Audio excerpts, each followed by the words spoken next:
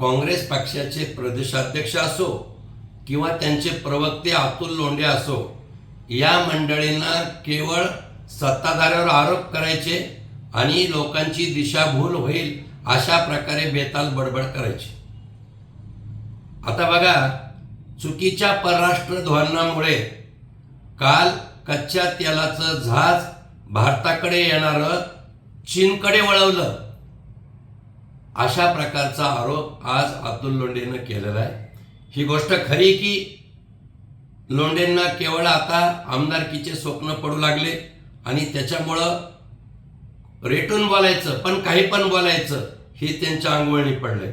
मला त्यांना हे सांगायचं आहे की डिझेल असेल, पेट्रोल असेल, जे बाहेरून आपल्याकडे येतं याचा काही थोडा अभ्यास केला पाहिजे.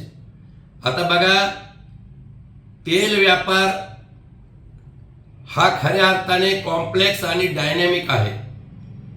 कमर्शियल जहाज कुठे उतरायचं, कुठे न्यायचं, कुठल्या बंदरावर न्यायचं हे खऱ्या अर्थाने त्या कमर्शियल धोरणाचा भाग आहे आणि म्हणून आयत्या वेळेस कुठं पण जाऊ शकतं.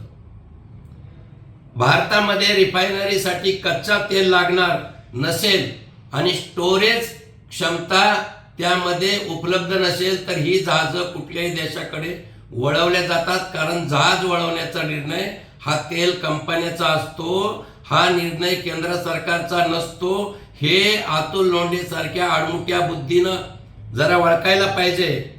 आणि म्हणून, आणि आता दुसरी गोष्ट, आंतरराष्ट्रीय निर्बंध इराणवर सुद्धा आहेत आणि म्हणून मग डॉलरचं पेमेंट कसं द्यायचं डॉलरनं, किंवा इन्शुरन्स उतरलेला का नाही, एवढंच नाही तर बँकिंग वेगवेगळ्या अडचणी समोर असताना त्या सर्व निर्णयाला अधीन राहून अशा प्रकारची जहाजं तेल कंपन्याची मालक कुठेही वळू शकतात. पण एखादं जहाज चीनकडे गेलं, एखादं जहाज जर्मनीला गेलं, एखादं जहाज फ्रान्सकडे गेलं, कमाल वाटती मला अतुल लोंढे सारख्या माणसाची केवळ दिशाभूल करायची आणि ओरडायचं. हर्षवर्धन सपकाळ म्हणतात जहाज मुंबईला काय आलं नाही, जहाज विशाखापट्टणमला आलं नाही. अरे बाबांनो, त्या बंदराची क्षमता, स्टोरेजची क्षमता, तिथला व्यावहारिक दृष्टिकोन हे तुम्ही त्या कंपन्याला जाऊन विचारलं पाहिजे. केंद्र सरकारच्या नावानं तोंड उचलून बोलायचं, नाक उचलून बोलायचं, ही केवळ सामान्य जनतेत दिशाभूल करण्याचं काम लोंढे आणि हर्षवर्धन सपकाळ करतात, हे लक्षात घ्या.